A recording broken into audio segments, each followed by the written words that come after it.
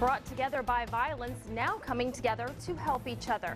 The two people caught in the middle of an officer-involved shooting this week reunite to move forward. And overwhelming support, spending a few dollars at a yard sale, is helping a sick little girl get better. Plus, cold suds on a hot weekend. The best beer in Arkansas pouring out tonight in Little Rock. This is THV11 News at 10. Well, if you've been outside at all today, I've got 3 words for you. Hot, hot, hot. I'm Winnie Wright. Thanks for joining us. And I'm Marielle Ruiz. And yeah, it's been very hot. It's been very hot the past 5 days, and it's been the hottest week of 2017 so far. I think we got spoiled. Yeah, we should have.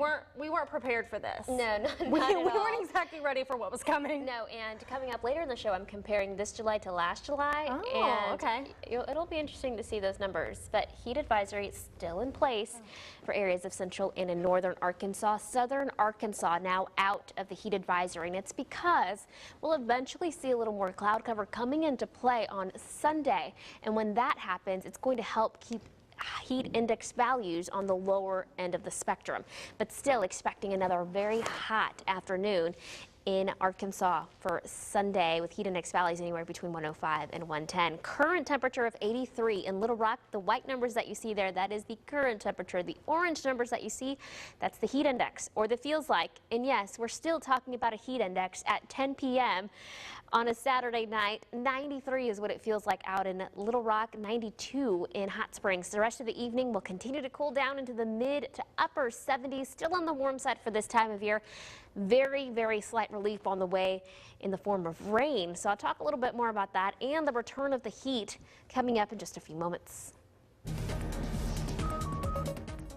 Well, during this week's officer-involved shooting, a hero and a victim emerged. One person just wanted to get some food, and the other stepped into a dangerous situation. Tonight, in a story you'll see only on 11, Breachman Perkins was there as those two people met face-to-face for the very first time. Today got to witness a reunion of two people who didn't know each other just 3 days ago. Adrian Harris, the victim in Wednesday's carjacking, and Tim Lincoln, the hero in many people's eyes, met face to face for the very first time. Tim says he's getting so much attention, but thinks the support needs to be shifted. I just want to help her out. Two strangers bound together through an unfortunate incident with a fairy tale ending. Now I do get to finally meet you. Hi. Great. Wednesday, Adrian Harris was carjacked at a Chick-fil-A in Little Rock. Tim Lincoln intervened, helping to save the day. I didn't know what was going on except for the police officers were trying to gain entry to this vehicle and stop this guy, and there were some shots fired, and when he ran, you know, the only thing I want to do is just contain the situation. The encouragement Harris has received since the incident, a feeling she's never felt before. It's great. I never thought that you can have so much support and so many people who's on your side, you know, so it's a blessing, to be honest. People from all over the country have been reaching out to Lincoln, praising him for his bravery. But he says he only did what he hopes any person would do. It's a great chance to help somebody, and it makes you feel good, and when you feel good, you're going to turn around and do something else good. He took to Facebook in hopes of setting the record straight, posting, "Many people have reached out to me with offers to buy me a car, a beer, to fixing my bumper. I appreciate the offers, but the fact of the matter is, I need nothing." A lot of people have reached out to me all over the country. I've talked to people from Wyoming to Tampa, Michigan, Arizona, just all kinds of things people want to do for me, and I don't need anything. He's encouraging all those wanting to help him to help the one who needs it most, and is working overtime to make sure Harris gets a new set of wheels. Thank you once again. Oh my gosh. I'm not going to cry, I promise. Oh my God, you give me a hug.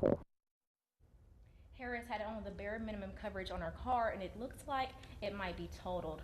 That's what Lincoln is focused on now that they've met today. All right. Well, Breachman, thank you. So how is she getting around right now? She's basically driving, I guess, a family or friend's car, and Lincoln has been working with many people, the city, police, and even local car dealerships who are working towards getting her in a car as soon as next week. Okay. Well, great news. Wonderful news.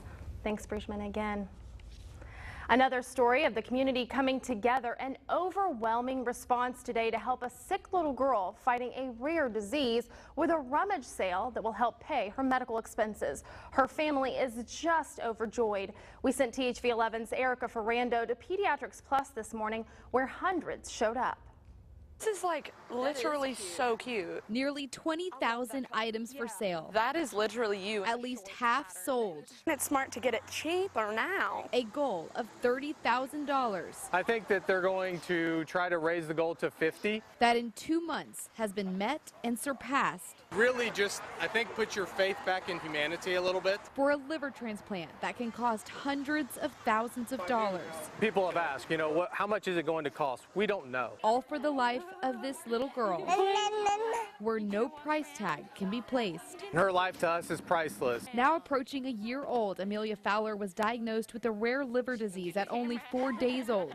Doctors recommended a life-saving liver transplant. The community has taken this family's struggles into their own hands. I'm a person who loves to thrift, and I love to thrift for other people, and I'm like, let me just come out and for a great cause. The community support around one particular child, it's just mind-blowing. All of these shoppers coming together with one little girl in mind. We just like to help people. And just in t-shirt sales, Rock City Outfitters has raised at least $15,000. If you can help others, I think it's always important. Amelia's father, Jack Fowler, is hoping for approval to be her living donor, but as she waits on a list. We've had so many people that said, if you're not her living donor, we'll give our liver. So I'd say that's probably the biggest. You asked what would maybe be the biggest donation.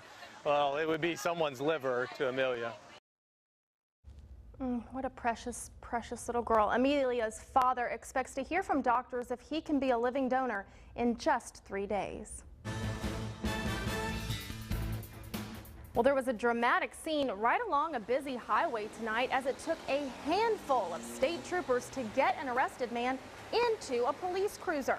It all started around 7 with a routine traffic stop on I-30 West near the split with 440 and 530. Police say the driver got physical with the trooper who pulled him over, and that led to a call for backup, and then more than a dozen police showed up.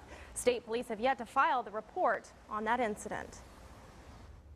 And a Pine Bluff mother and 3 children are hospitalized after an early morning apartment fire. It happened at the complex on Woodgate Drive. Fire officials say they had to get the family out of their unit just after 1 in the morning on Friday. They all suffered from smoke inhalation, and fire officials didn't have an update on their condition, but say they are being treated at Arkansas Children's Hospital. The cause of the fire is still under investigation. An elementary school playground goes up in flames, and investigators are still unsure how it happened. Fire crews got the call to Gibbs Magnet Elementary on 16th Street around 5 o'clock last night. At first, they heard the school was on fire, but it turned out to just be the playground equipment and the ground around it.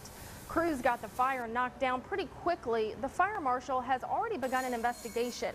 No injuries were reported and no word yet on what could have sparked the fire. And if this sounds familiar, well, you may remember there were 4 similar fires set to playground equipment in Little Rock last summer around this time. A 17-year-old ATV driver is in critical condition after a wreck in southwest Little Rock. LRPD tweeted to avoid the area of 51st Street and Mablevale Pike last night around 10 o'clock. The crash involved a car. A full report is on the way. A police spokesman says the teen driver remains hospitalized. The controversial law against panhandling in parts of Hot Springs is on hold. The city told a federal judge they aren't enforcing it while a lawsuit against the ordinance proceeds. A disabled veteran is suing the city, saying the rules restrict free speech. He's won similar lawsuits in the past, and Hot Springs even modified their law after those court cases. Well, most of the terminals are back online tonight after a construction mishap knocked out the Arkansas Scholarship Lottery's game terminals yesterday. It happened after crews mistakenly cut a fiber optic line around 4 Friday.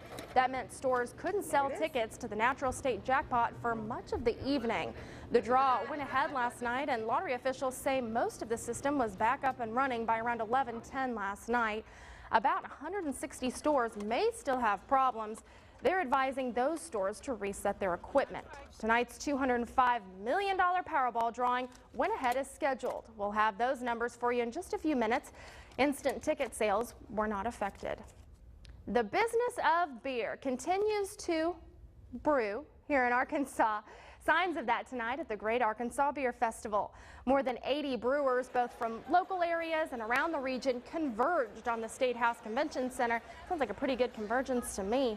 They offered up a chance to sample some of those best beers being made, both on a small and a medium scale. The craft beer craze is being fueled by foodies and beer fans alike. Almost like a meal at this point where, you know, you go out to these amazing restaurants and they're like, oh, here's this great steak or this chicken or pork or whatever. And now you got beer that is like, you know, this pale ale at this brewery is amazing, but man, this one they did over here is even better. But they're all great in their own way. They are all great in their own way. A portion of tonight's proceeds went to the Ronald McDonald House Charities right here in Arkansas. Well, here in the hottest part of the summer, different groups are out trying to help kids beat the heat and beat the streets. Just ahead, we stopped by one effort today that offered up some air-conditioned fun. I know they appreciate that as part of Stop the Violence Week.